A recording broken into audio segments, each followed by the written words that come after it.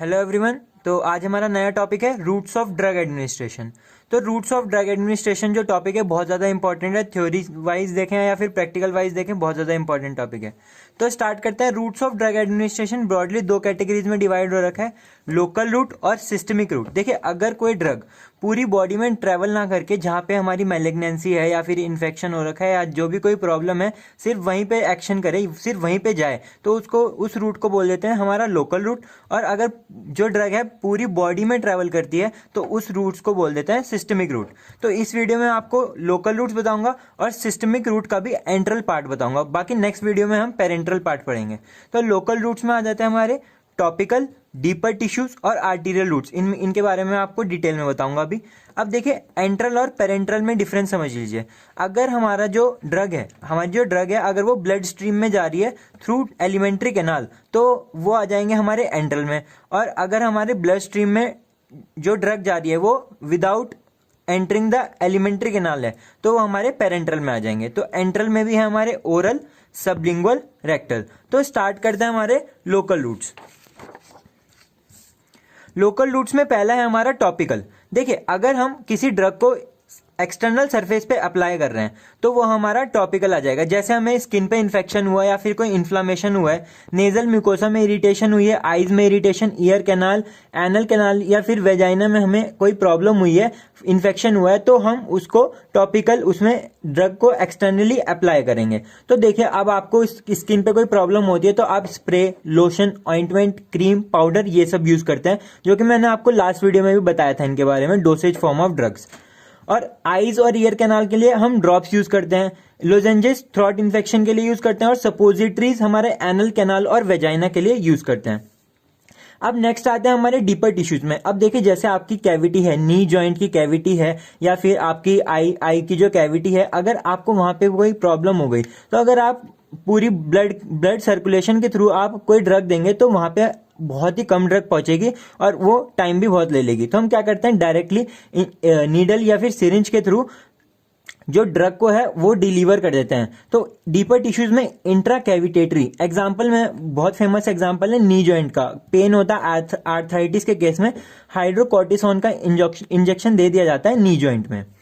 बाकी ये intra peritoneal, intra plural lungs की जो प्लूरल कैविटी होती है वहां पे ये इंजेक्शन या फिर सिरिंज के थ्रू ड्रग दी जाती है। नेक्स्ट आता है हमारा आर्टीरियल रूट्स। देखिए, अगर हमारी लिम्ब में कोई मैलिग्नेंसी हो गई, सपोज यहाँ पे कोई मैलिग्नेंसी हो गई, तो हम क्या करते हैं, ब्रेकियल आर्टरी में हम ड्रग को इंजेक्ट कर देंगे। तो अब आप कहेंगे ये तो सिस्टमिक पूरे ब्लड में सर्कुलेट हो जाएगी। पहले brachial artery most of the drug कहां पे डिलीवर कर देगी, जहां पे मैलिग्नेंसी है, इसलिए पूरे ब्लड में ड्रग सर्कुलेशन हो ही नहीं पाएगी। मोस्ट ऑफ द ड्रग 99% जो ड्रग है वो सारी लिम्ब में ही सर्कुलेट हो जाएगी। तो ये हमारे हैं लोकल रूट्स। नेक्स्ट हमारे आते हैं एंट्रल रूट्स। सिस्टमिक में एंट्रल रूट सबसे पहला है ओरल। अब देखिए, ओरल माउथ है तो माउथ में देंगे तो ड्रग माउथ में जाके स्टमक में जाएगी।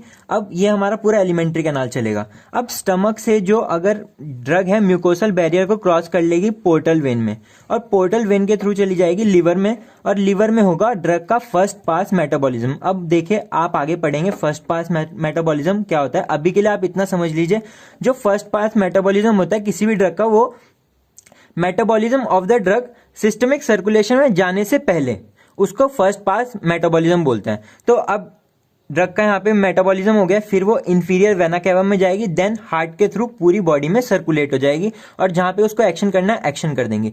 अब इस रूट के कुछ एडवांटेज हैं तो कुछ डिसएडवांटेज भी हैं।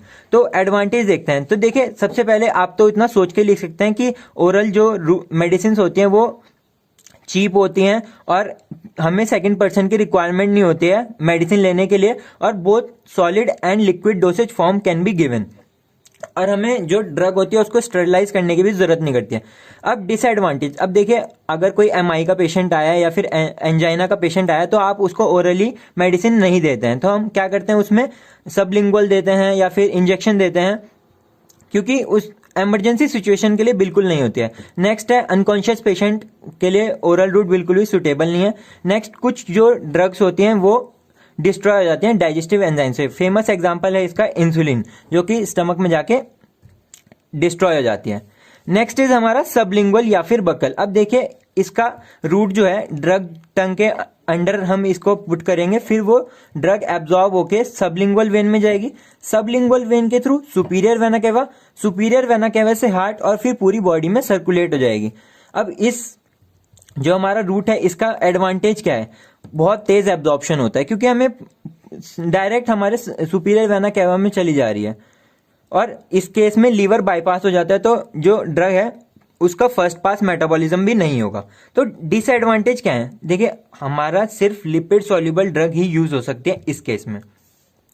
बहुत फेमस एग्जांपल है, ये आपको याद रखना है, हमेशा आपके हमेशा काम आएंगे पूरी लाइफ में। तो ये है आइसोसोर्बाइड मोनोनाइट्रेट। मैंने आपको लास्ट वीडियो में भी बताया था, एमआई पेशेंट, अगर कोई आपको मायोकार्डियल इन्फेक्शन का पेशेंट आता है तो आप सबसे पहले उसको क्या करते हैं, सबलिंगुअली आइसोसोर्बाइड मोनोनाइट्रेट टैबलेट दे देते हैं। और एंजाइना पेक्टोरिस के केस में ग्लिसरल ट्राइनाइट्रेट। तो मोस्टली ट्राइनाइट्रेट के जो सॉल्ट्स होते हैं वो हार्ट डिजीज में यूज होते हैं। नेक्स्ट इज हमारा रेक्टल।